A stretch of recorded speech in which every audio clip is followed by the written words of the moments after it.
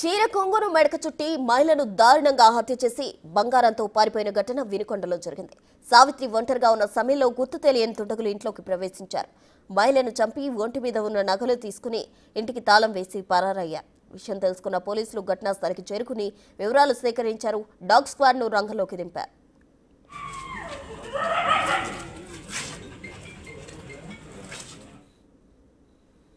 Koppavarapu Savitri 75 years, wife of Narayana, మరి కొత్తపేట. ఈమెని మనకున్న సమాచారం, ప్రాథమిక సమాచారం మేరకు 1:30 నుంచి 5:30 PM వరకు లోపు జరిగినది అనేది ప్రాథమిక సమాచారం. మనకి 9:30కి సమాచారం ఇచ్చారు. 9:30కి రాత్రి పిఎంకి ఇమీడియట్గా టౌన్ సిఐ గారు వాళ్ళ సిబ్బందితో రావడం జరిగింది. ప్రాథమికంగా మనం విచారించిన దాన్ని బట్టి చుట్టుపక్కల ఉన్న సీసీటీవీ ఫుటేజ్ తీస్తున్నాం.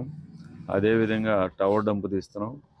మరి ప్రాపర్టీ అమ్మిన కొంత ప్రాపర్టీ ఉందంటున్నారు, గాజులు, చైను, మరి థ్రోట్లింగ్ చేసినట్టుగా, స్ట్రాంగులేషన్ చేసినట్టుగా పైకి కనపడతా